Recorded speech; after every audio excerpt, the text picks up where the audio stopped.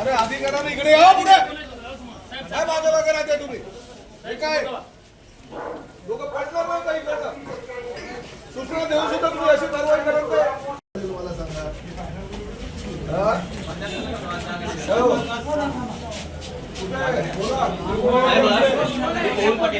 सामाजिक कार्यकर्ता तुम्ही आल्यावर काम करू हे काय सांगतो तुम्हाला स्वच्छता पाहिजे तुम्ही जाऊन आतमध्ये कसंही असू द्या पण हे रस्त्यावर आहे ना तुम्ही तिकडे साईडला घ्या ना जायला यायला बघा गरीबाचं पोट भरलं पाहिजे आम्हाला तर मी पण आहे पण शेवटी जायला यायला बसेस येतात जातात रस्ता तर पाहिजे तर तुमच्या ह्याच्यामुळे अपघात होतील एखादा जीव जाईल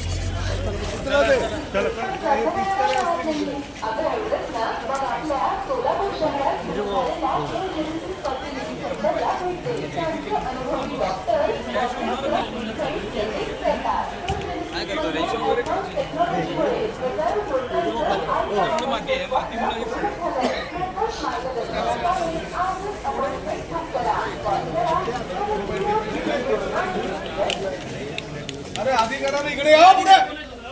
काय माझ्या मागे राहते तुम्ही हे काय लोक पडणार नाही का इकडं सूचना देऊ सुद्धा तुम्ही अशी कारवाई करत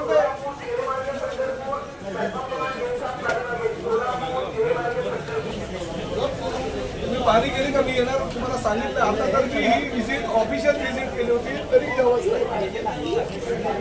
मी बघितले ते 2 जागी तुम्ही केलेले बाकी नाही हे पोल म्हटलं इकडे शौचालयाची ही अवस्था वाईट आहे अरे तुम्ही किती दिवस झाले बरोबर आहे ना आणि मी आज ऑफिशियल व्हिजिट केली ती अचानक केली ती आज ऑफिशियल केली आवाज तुम्ही तिकडे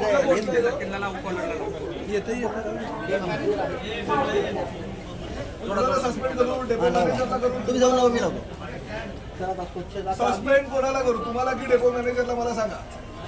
मंत्र्याची ऑफिशियल व्हिजिट असल्यानंतर सुद्धा ही अवस्था आहे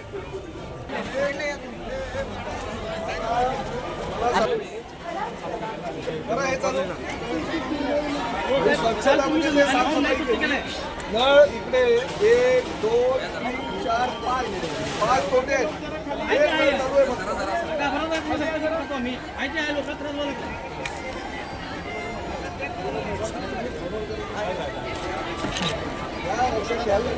सोळावर जर डिव्हिजन सोडलं नाही सर त्यांनी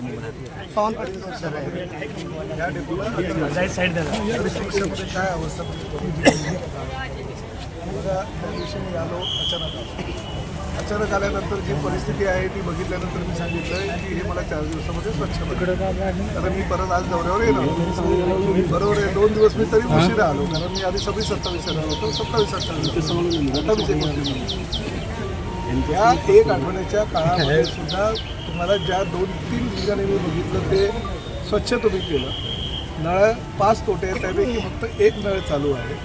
त्याच्या आजूबाजूचा परिसर तुम्ही स्वच्छ केला मी मुतारीमध्ये गेलो मुतारीची अवस्था अतिशय वाईट आहे शौचालयामध्ये मी गेलो नाही कारण ते तुम्ही सुलभच्या माध्यमातून केलं असतं त्यामुळे आता मला सुद्धा आवडत नाही कोणावर कारवाई करायला पण नाईलाजानं मला तुमच्यावर आता कारवाई करायची सर मी बोललो एक मिनिट थांबव जरा 2 मिनिट माझा नाईलाज आहे मंत्री म्हणून मलाही वाटत नाही की कोणावर सस्पेंड करावं कोणाला बडतर्फ करावं कोणाला निलंबन करावं पण माझा नाईलाज आहे शेवटी मी आल्यानंतर तुम्हाला ज्या परिस्थितीची पाहणी करून मी तुम्हाला ऑर्डर केल्या त्यानुसार तुम्ही जर त्याचं पालन करत नसाल आणि सर्वसामान्य लोकांना जर न्याय देऊ शकत नसाल तर नाईलाज आहे ना माझा मी तरी काय करणार मला सांगा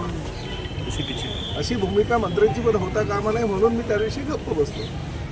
परंतु आज माझा नाईलाज आहे की मंत्र्याची ऑफिशियल व्हिजिट झाल्यानंतर मंत्र्यांनी इन्स्ट्रक्शन दिल्यानंतर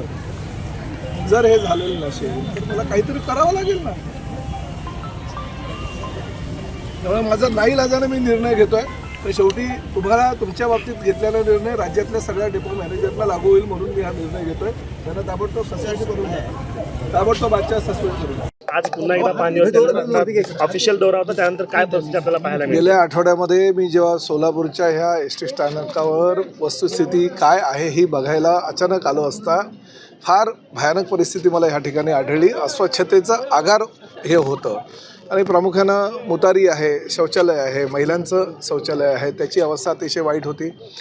ज्या ठिकाणी बसेस उभ्या केल्या जात होत्या त्यामध्ये घाणीचं साम्राज्य होतं, अतिशय लघुशंकेचा वास वगैरे त्या परिसरामध्ये येत होता. अनेक लोकांनी प्रवाशांनी माझ्याकडे तक्रारी केल्या आणि त्यामुळे ज्या ठिकाणी पिण्याचं पाणी होतं त्या पिण्याच्या पाणीच्या ठिकाणी सगळे पिचकाऱ्या वगैरे गुटखा खाऊन किंवा पान खाऊन मारलेल्या होत्या आणि अतिशय घाणीचं साम्राज्य होतं. त्या ठिकाणी वास घाणेरडा येत होता. अशा वेळेस त्या पाणी तरी कोण पिणार असं मी माझ्या डेपो मॅनेजरला विचारलं आणि ह्या 4 दिवसामध्ये सुधारणा कराव्या. कारण शेवटी मंत्री आहे, माझे शेवटी सहकारी आहेत, माझे सहकारी म्हणून त्या ठिकाणी काम करत आहेत. तर प्रत्येक वेळेस प्रत्येकावर कारवाई करणं उचित नाही म्हणून मी त्यांना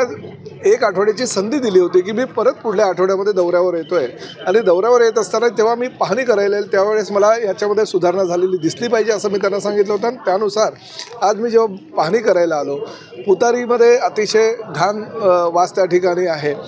पिण्याच्या पाण्याच्या ठिकाणी त्यांनी स्वच्छता केलेली आहे परंतु एकच नळ चालू आहे, 5 नळ त्या ठिकाणी बंद आहेत. बाकीची जी दुरावस्था जी आहे ती तशीच आहे. तर अशा परिस्थितीमध्ये नाईलाज असतो का होईना परंतु मला ह्या डेपो मॅनेजरला आज निलंबित करावं लागलं. आणि हा निलंबित करण्यामागचा उद्देश काय की राज्यामध्ये महायुती सरकारच्या माध्यमातून सगळी एस.टी. स्थानकं चांगली असावी, स्वच्छ असावी, लोकांना प्यायला पाणी मिळावं ही अशी भूमिका राज्य शासनाची आहे, आमच्या सरकारची आहे. मंत्र्यांची असतानासुद्धा आमच्या अधिकाऱ्यांच्या माध्यमातून योग्य प्रकारे जर त्यावर कारवाई होत नसेल तर नाईलाजानं का होईना पण आम्हाला असे निर्णय घ्यावे लागतील. आणि जशी परिस्थिती सोलापूर बसस्थानकाची आहे तशी जर राज्यातल्या इतर ठिकाणी जर अशी अस्वच्छता करण्याचा किंवा ठेवण्याचा प्रयत्न त्या डेपो मॅनेजरने केला तर आम्हाला प्रत्येक ठिकाणी अशीच कडक कारवाई करावी लागेल. काही निर्णय घेत असताना नाईलाजाने निर्णय घ्यावे लागतात. हा सुद्धा निर्णय नाईलाजानं मला घ्यावा लागला परंतु शेवटी काहीतरी कारवाई करणं मंत्र्यांकडनं अपेक्षित असतं लोकांना. आणि ही कारवाई केल्यानंतरच जर त्यांना त्यांचे डोळे उघडत असतील तर माझा सुद्धा नाईलाज आहे. त्यामुळे हा निर्णय घेतला आहे. मला सुद्धा तो निर्णय आवडलेला नाही परंतु हा निर्णय घेतलेला आणि त्यामुळे बाकीच्या राज्यातील सगळ्या डेपो मॅनेजरनी ही भूमिका ठेवली पाहिजे की आपला जो डेपो आहे तो स्वच्छ असला हवा. ज्या लोकांच्या जीवावर आपलं रोजीरोटी असते त्या लोकांना, त्या प्रवाशांना जास्तीत जास्त चांगली सुविधा जेवढी देता येईल तेवढी आपण द्यायला हवी. साहेब, आता मागच्या दौऱ्यात ज्यावेळेस आपण आलेला होता त्यावेळेस बार्शीच्या एका बसबद्दल आपण सांगितलं शाळेच्या विद्यार्थ्यांबद्दल त्यांची बस सुरू झाली आहे पण त्याची दखल घेऊन आपण राज्यभरात आता अशा सूचना दिल्या. नाही बघा, राज्यामध्ये सूचना केलेल्या आहेत. माझे मुलं, माझे विद्यार्थी वेळेवर घरी पोहोचले पाहिजे. 5 वाजेपर्यंत जर शाळा महाविद्यालय सुटत असतील तर एस.टीच्या सुविधा त्यांना दिल्या पाहिजे. त्यांच्यासाठी अनेक योजना आपण राबवलेल्या आहेत आणि त्या योजनांचा लाभ घेत त्या विद्यार्थ्यांना जर घरापर्यंत आमचे सहकारी सोडू शकत नसतील तर ही योग्य भूमिका नाही. त्यामुळे मी एस.टी महामंडळानं एक नंबरसुद्धा आम्ही जारी केलेला आहे म्हणजे 1800-221-251 अशा नंबरचा तो हॉटलाईन नंबरसुद्धा आम्ही केलेला आहे जेणेकरून विद्यार्थी डायरेक्ट त्या नंबरवर फोन करू शकतील आणि आपल्या समस्या किंवा आपल्या तक्रारी ज्या देऊ शकतील. प्रत्येक डेपो मॅनेजरच्या फोन नंबर जे आहेत, स्वतःचा फोन नंबर, घरचा फोन नंबर हा आम्ही त्या महाविद्यालय आणि त्या क्षेत्रातल्या शाळांना देतो आहे जेणेकरून जर विद्यार्थी घरी लवकर पोहोचू शकली नाही किंवा विद्यार्थ्यांना जर काय अडचण असेल तर त्या डेपो मॅनेजरला आमचे प्रिन्सिपल किंवा शिक्षक फोन करू शकतील आणि त्या विद्यार्थ्यांना सुविधा ज्या आहेत त्या देता येईल. मला आनंद ह्या गोष्टीचा आहे की काही ठिकाणी ह्या सुविधा देत असताना आमच्या विद्यार्थ्यांना त्याचं बळ मिळालेलं आहे की चला परिवहन मंत्री किंवा महायुती सरकारचे मंत्री येऊन आपल्या ज्या समस्या आहेत त्याचं निराकरण करतात. त्यामुळे भविष्यामध्ये अजूनही काही जर योजना राबवायची असेल विद्यार्थ्यांच्या बाबतीत तर परिवहन सेवा त्यांना चांगल्या सुविधा देण्यास सक्षम आहे. स्वारगेट नंतर सीसीटीव्ही सोलापूरच्या बस स्थानकावर एकही सीसीटीव्ही बॅग लिफ्टिंग होणं हे होणं काय सीसीटीव्ही आहे असलेले सीसीटीव्ही सगळे बंद आहेत. नाही बघा, आता डेपो मॅनेजरला मी निलंबित केलेलं आहे. तुम्ही